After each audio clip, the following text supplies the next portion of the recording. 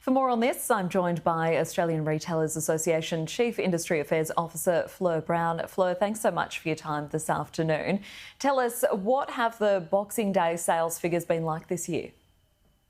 We saw pretty robust results. I'm sure anyone who was out and about in the cities, in particular in the shopping malls, would have seen a big crowd on that day. And we're projecting a $1.3 billion spend for the day itself, with a $3.7 billion spend in the 6 days following Boxing Day, or Boxing Day week, as they call it. And that's up around 2.7% over last year, which is a great result.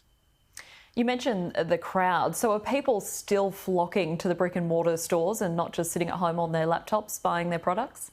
They really are. I think if you're out, you would have witnessed it. Aussies, they love a shop. And of course, online's growing, but still 80% of shopping's being done in stores. And with something like Boxing Day, it truly is an outing, in some ways a treat, a bit of retail therapy for people. Yeah, it's certainly a bit of a tradition as well for some people. Now, you mentioned the numbers, they're up on last year. Are people spending more, or is it the fact that prices are just higher?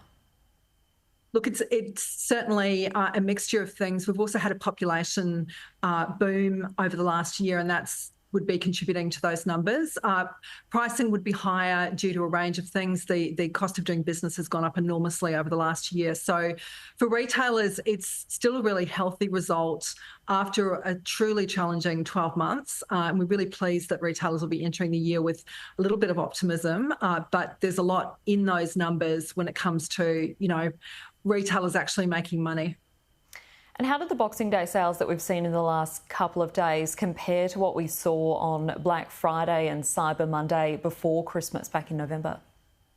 It's really difficult to compare the two. Everyone loves to because Black Friday, I guess, is like the new kid on the block.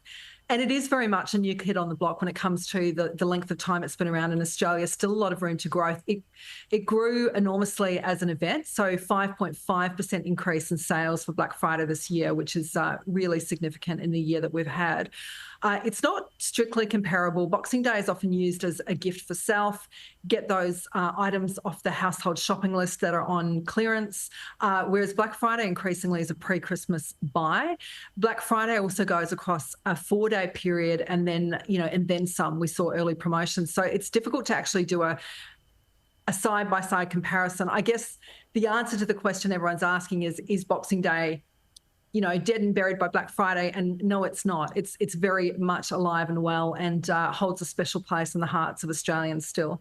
Absolutely. That's good to hear for those retailers. Looking into the new year for 2025, what are we expecting to see in terms of consumer spending wise? Are people still going to be wary given the cost of living at the moment? Look, I'm going to give you my hopeful point of view. We weren't, necessarily expecting the year that we had in 2024. I think there was a lot more hope around the interest rate decreases coming in earlier. They didn't. We remain hopeful that we'll see some of that shift happening in the first half of the calendar year next year, and that would make a big difference for retail.